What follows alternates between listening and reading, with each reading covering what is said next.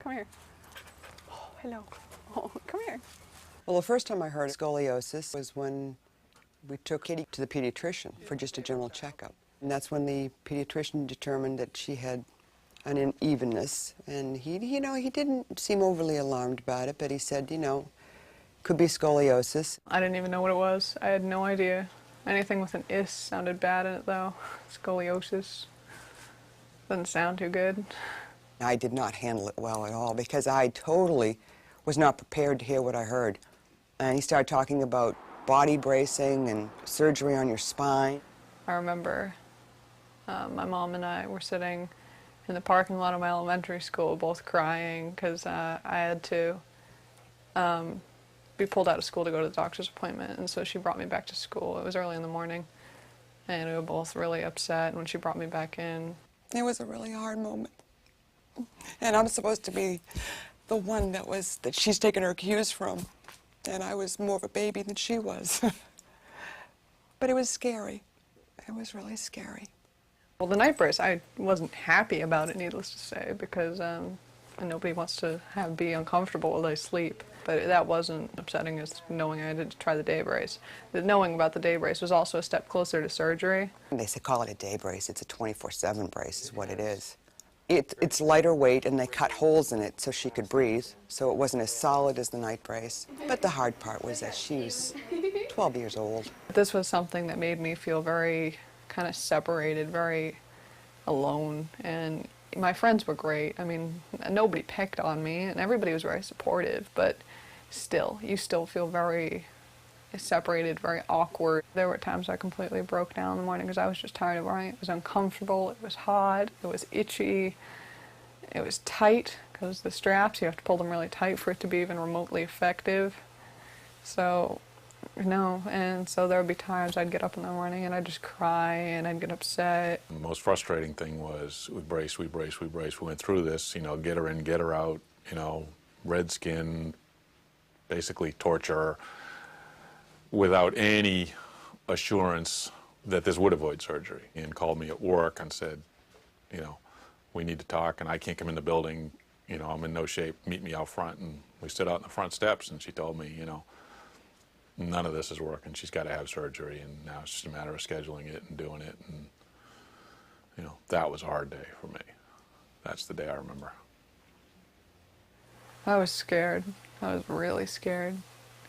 Scared about the scar, what was that going to look like? That was going to be permanent all my life. I'd have this huge scar on my back. Scared if it was going to hurt, I was going to have needles in my arms. Was I going to be like being brought back from death afterwards? They're going to lie your 12, 13-year-old daughter face down in an operating table and basically cut her from the base of her neck to the top of her behind, wide open. You think about paralysis, getting in there and messing around with the spine, installing a titanium rod in there and drilling holes, drilling in screws. It's not something you're going through the let's have a baby stage. You didn't cover that. It kind of made me a little worried, that she had to have surgery.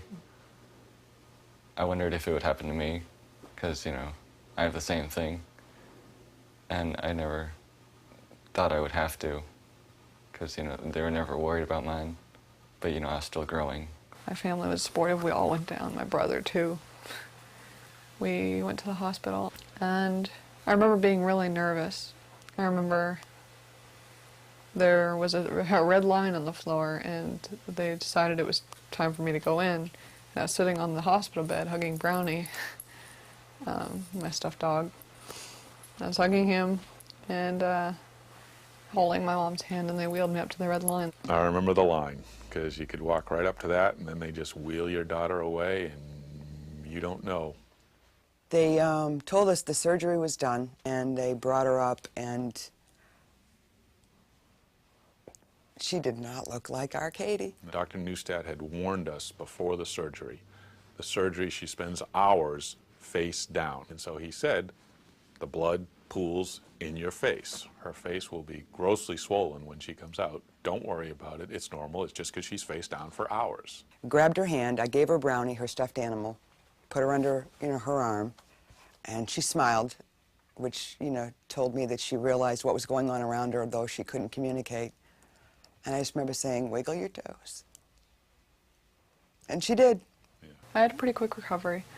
I was up walking within like 3 days of it. I mean, it wasn't very coordinated walking, but it was walking. But within a week, I was out and walking around by myself. I really admired my daughter. That summer, she had surgery in June. By August, she was wearing a bikini. She just put it out there, and she always has.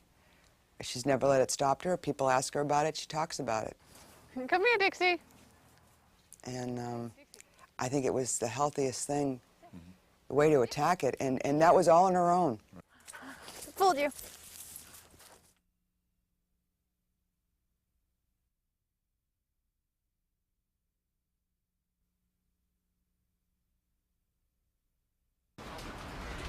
A family it's like beyond belief. Who can live without one? It's like your permanent friends. You can have your friends, you can have your relationships, but nothing is as long as a family. Dominick Freeman spent 10 years in foster care after being removed from his birth mother at the age of 6. From my mom's side, she was a drug addict.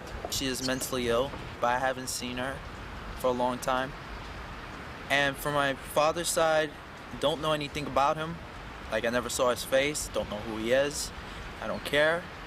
But Dominick never gave up on finding a family, not even after multiple placements, abuse, and 2 failed adoption attempts. A summer job at Bellevue Hospital gave him the perfect opportunity. I met Richard there. He was my boss at the time. And then he was a really nice guy. He was very open, he listened. And most of all, he made me feel as if I was recognized. Not many people could do that. So we talked about politics, and then we talked about personal issues. And then I asked him, I asked him the question, I popped the question, would you adopt me? I felt privileged that he had actually asked me. Because originally when I was thinking a 15-year-old kid, I was like, well, when I knew when I was 15 years old, the last thing I wanted to do is be around, like, family. I would looking forward to being on my own and doing my own thing. So it was kind of strange that his priority in life was to have a family, to have someone that he can call dad. So Richard started working with You Gotta Believe, an agency that specializes in teen adoptions. Richard was very intelligent, very informed, had a lot of motivation. Somebody else in the circumstance that he was involved in could have been so darn frustrated they could have walked away from it. But he was determined and he was never going to do that. And I sensed that from the first day that I met him. A lot of times, like when we have arguments, or if I'm disciplining him, he'll revert back and he'll get defensive, and you'll hear things like, well, I should just leave because, you're just gonna have me removed anyway. I'm like, removed? How am I gonna have you removed? You're my son now. Now Dominick has a job and is studying architecture in college. He feels calmer and more secure about his future. But his biggest challenge is learning what family is all about. Basically, just dealing with the growing pains and understand what love really means when it comes to a family, and that's been the struggle. It's been less of a struggle today, but we still have arguments, and like every other family, but we still love each other. And, I'm trying to learn that each day.